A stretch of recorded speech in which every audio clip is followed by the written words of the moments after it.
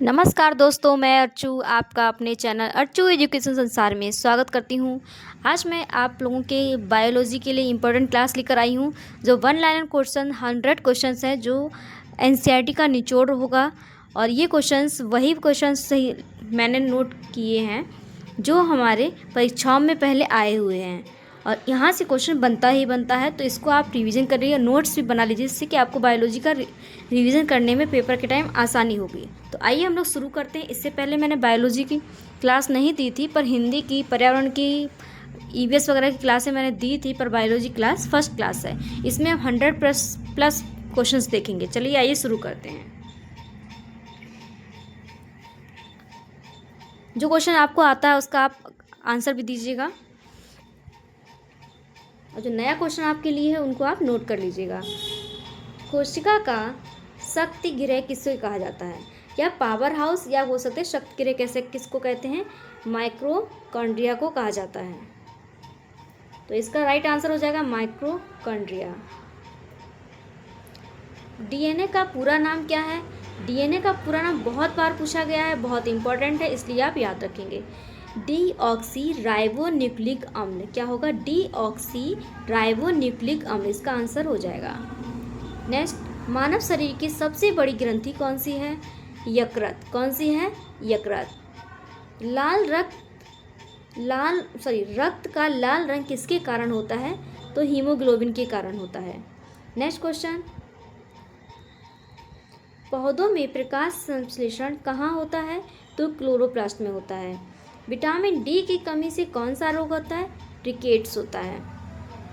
मानव हृदय में कितने पक्ष होते हैं? तो मानव हृदय में 4 पक्ष होते हैं, 2 आलिंद और 2 निलय होते हैं। एक बार हम इनको सबको एक बार रिवाइज कर लेंगे। चलिए रिवाइज करते हैं। जितनी बार हम इसको रिवाइज करेंगे उतना अच्छा हमारा हो जाएगा, स्कोर भी बनेगा। और क्वेश्चन अगर जहाँ पर भी हम देखेंगे, आप लोग प्रैक्टिस सेट भी लगाएंगे या किसी के ऑनलाइन क्लासेस में रहेंगे, वहाँ पर देखेंगे आप, ये क्वेश्चंस आपको बार बार आंखों के सामने आएंगे, तो इस पर पकड़ आपकी अच्छी बन जाएगी। कोशिका का पावर हाउस किसको कहते हैं? माइक्रोकॉन्ड्रिया। डीएनए का पूरा नाम डीऑक्सी राइबोन्यूक्लिक अम्ल होता है। सबसे बड़ी ग्रंथि कौन सी होती है? यकृत होती है। रक्त का लाल रंग किसके कारण होता है? हीमोग्लोबिन के कारण होता है। पौधों में प्रकाश संश्लेषण कहाँ से होता है? क्लोरोप्लास्ट से होता है। विटामिन डी की कमी से कौन सा रोग है? रिकेट्स रोग। इससे आपको लर्न भी हो जाएगा और आप नोट्स भी आसानी से बना पाएंगे। मानव कितने चैम्बर होते हैं? तो 4 कक्ष होते, 2 आलिंद 2 निलय। बन रही है हमारे साथ लास्ट तक, और ऐसे ही क्लासेस पाने के लिए हमारा चैनल को सब्सक्राइब कीजिए, लाइक कीजिए, कमेंट करके बताइए कि आपको कैसा लगता है। रक्त का तरल भाग क्या कहलाता है? प्लाज्मा।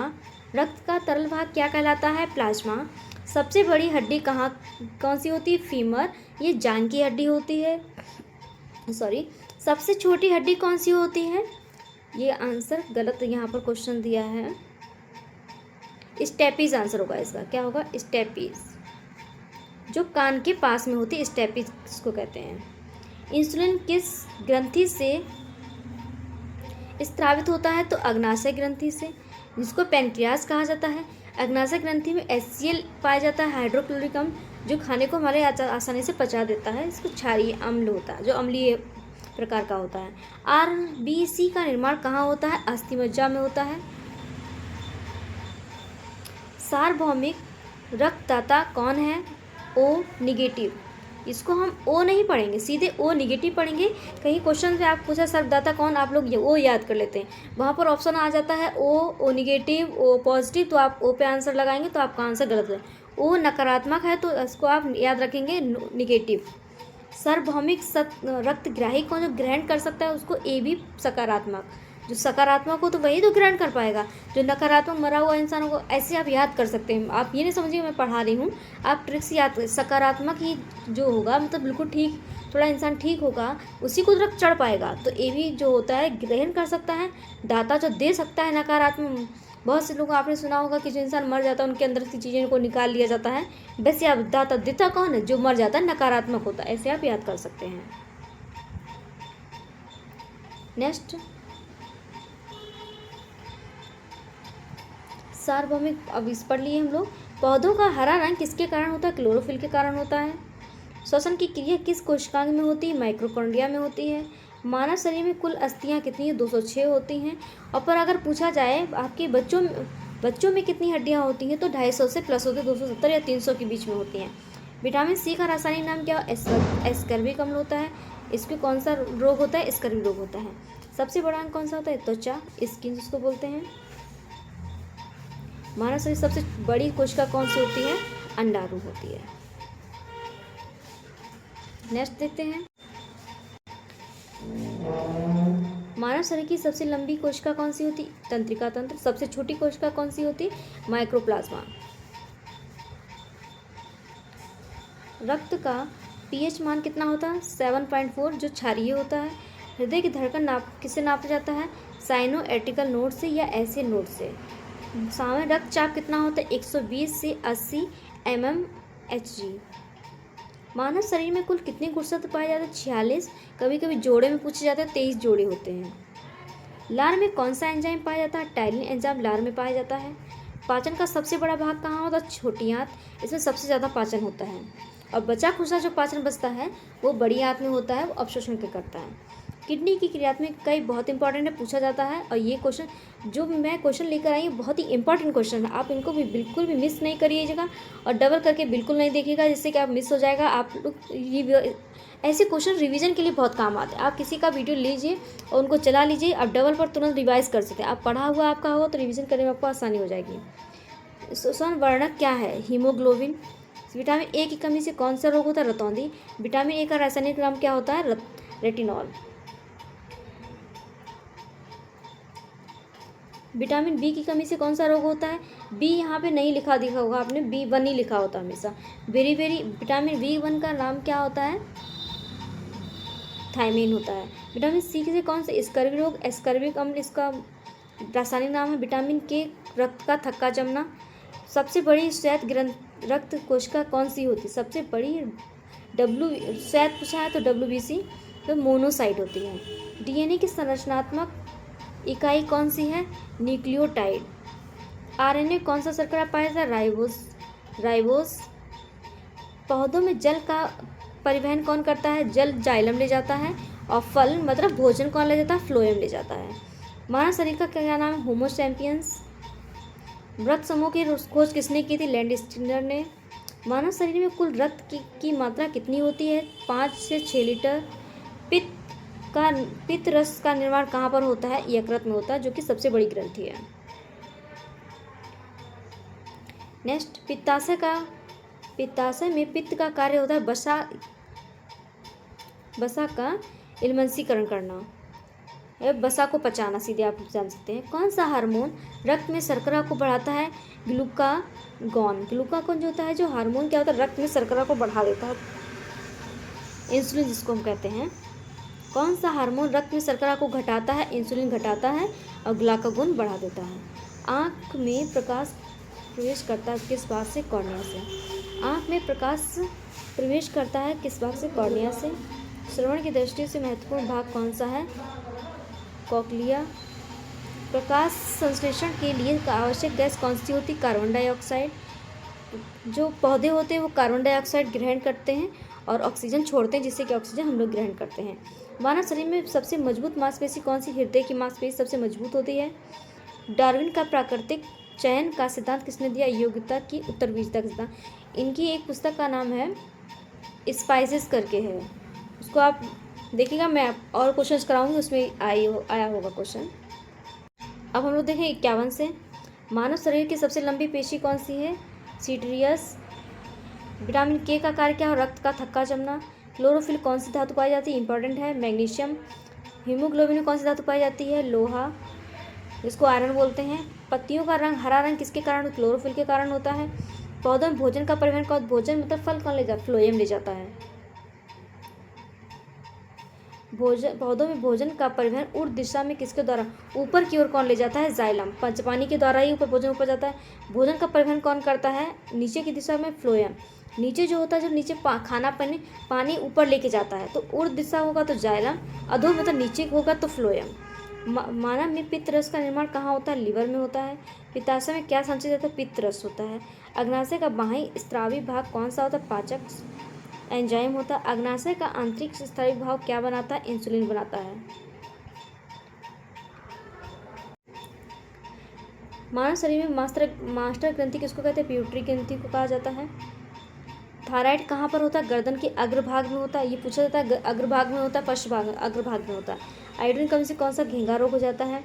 एंटीबायोटिक प्रतिजैविक की खोज किसने? फ्लेमिंग अलेक्जेंडर ने की थी। पेंसिलिन प्राप्त होता है फफूंद से। प्रतीक्षा का जनक किसको? एडवर्ड जेनर को प्रतीक्षा का जनक का जिसने आरएच दिया है। टीकाकरण खोज किसने की? एडवर्ड जेनर ने की है। टीकाकरण की खोज एडवर्ड जेनर ने की है।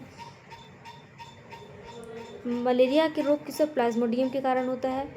जो इसकी दवाई बनती है कुनिन की छाल से। मादा यानी फ्रीज मच्छर काटने से क्या होता है? केवल मादा काटती है, इससे अमोनिया, इससे हमें मलेरिया रोग हो जाता है। डेंगू रोग किसके कारण होता है? वायरस डेंगू के कारण होता है। एड्स का रोग किसके? HIV वायरस के कारण होता है। अब इसके परीक्षण के पर भी मैं वीडियो लेकर आऊँगी, किससे कौन सा परीक्षण होता है और जीवाणु कवक से कौन से रोग होते हैं, इस पर मैं आपको चर्चा करूँगी। कुष्ठ रोग किसके कारण होता है? माइकोबैक्टीरिया लेपोइस से। तपेदिक टीबी रोग होता है माइकोबैक्टीरियाज ट्यूबरक्लोसिस। सामान्य जुकाम किसके कारण होता है? वायरस से। नेक्स्ट देखते हैं हम लोग 76 नंबर पे। पादप कोशिका भित्ति का मुख्य घटक कौन सा? सेलुलोज पाया जाता है। भित्ति मतलब आप समझते हैं बहुत बड़ी दीवार। दीवार किससे बनती? लकड़ी से बनती। लकड़ी में क्या है? सेलुलोज पाया जाएगा। अब पादप में पौधे जो होते हैं, पौधे में लकड़ी होती है, तो भित्ति लकड़ी में ही पाई जाती है। मतलब हम दीवार बना सकते हैं। भित्ति मतलब समझिए अब दीवार। तो पादप में पौधे बड़े हो जाते हैं तो उसका दीवार बना सकते हैं। तो कोशिका भित्ति जो होती है पादपों में पाई जाती है, जंतु में नहीं पाई जाती है। जीवों में ऊर्जा का अंतिम स्रोत सूर्य होता है। प्रकाश संश्लेषण में कार्बन डाइऑक्साइड गैस जरूरी होती है। प्रकाश उत्सर्जित गैस कौन सी? उत्सर्जन कौन कर सकता? ऑक्सीजन हमको मिलती है ना, तो ऑक्सीजन प्रकाश संश्लेषण के बाद हमको क्या मिलता है? ऑक्सीजन मिलती है। प्रकाश संश्लेषण क्रिया कहाँ संपन्न होती है? क्लोरोप्लास्ट में। मनुष्य में श्वसन का मुख्य अंग कौन सा था? फेफड़े। मनुष्य में जब भोजन करता है सबसे पहले कहाँ जाता है? तो सबसे पहले आपके मुख में जाता है। रक्त का शरीर में किस द्वारा पंप होता है? हृदय से। मानव कितने बल्ब पाए जाते हैं? 4 बल्ब पाए जाते हैं। रक्त में ऑक्सीजन का परिवहन कौन करता है? हीमोग्लोबिन करता है। माइटोकॉन्ड्रिया क्या कहते हैं? ऊर्जा गृह या कहते हैं पावर हाउस कहते हैं। कोशिका का जनक किसने? रॉबर्ट हुक ने मृत कोशिका को 1665 में मृत कोशिका की खोज की थी। और जो कोशिका का सिद्धांत स्लाइडन ने दिया है। जीवों का वर्गीकरण करने वाले वैज्ञानिक कोरोलस लीनियस थे।